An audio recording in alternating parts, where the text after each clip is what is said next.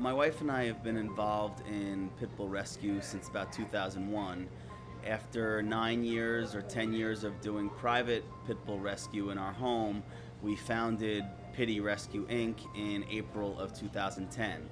And the purpose of us starting our own nonprofit rescue was to do rescue on a greater scale. Previously, we were only able to foster, a dog at a time and help out here or there. So now when we founded Pitty Rescue, we can foster 4 or 5 dogs at a time.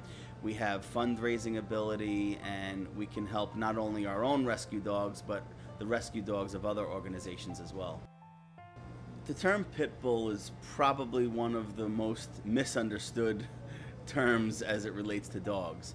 In reality, there's only one breed of dog that has the word pit bull in it, or pit and bull in it, and that's the American Pit Bull Terrier. It's registered by the United Kennel Club and the American Dog Breeders Association.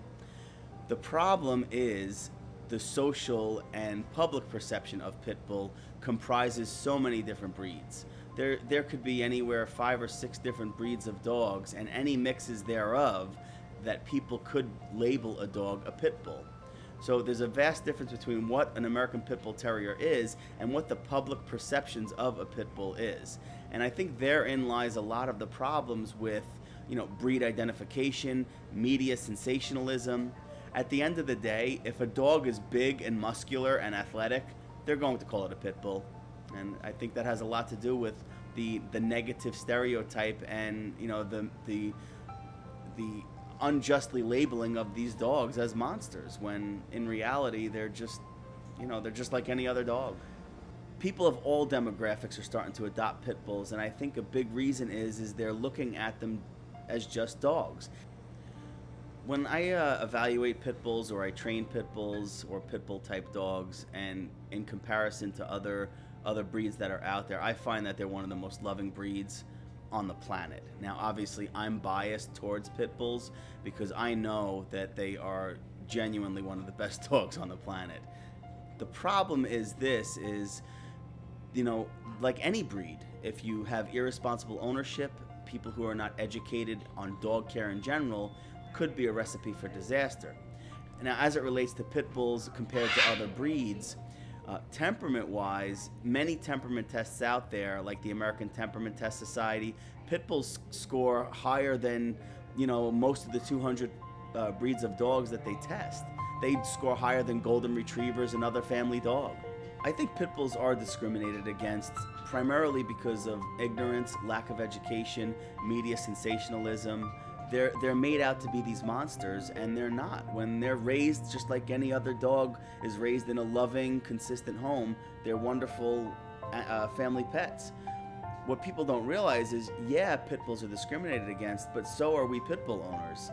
I mean, we're just regular people like anybody else. Why do people cross the street when I'm walking down the block with my pit bull? Because they're afraid of them, because of what they see on the news or what maybe somebody told them about pit bulls. And then you ask them, well, how many pit bulls have you met? 9 out of 10 times? No, I never met one. I'm afraid of them. I guess what I can say about pit bulls being misunderstood is they're not alone.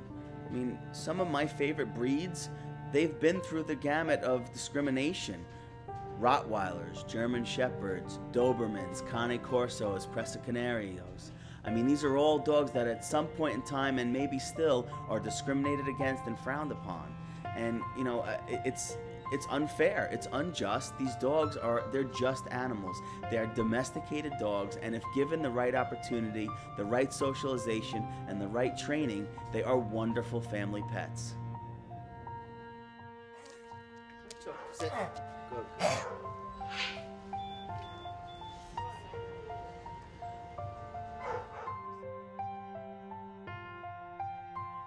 Go down to your shelter, go to a rescue group, adopt, adopt, adopt.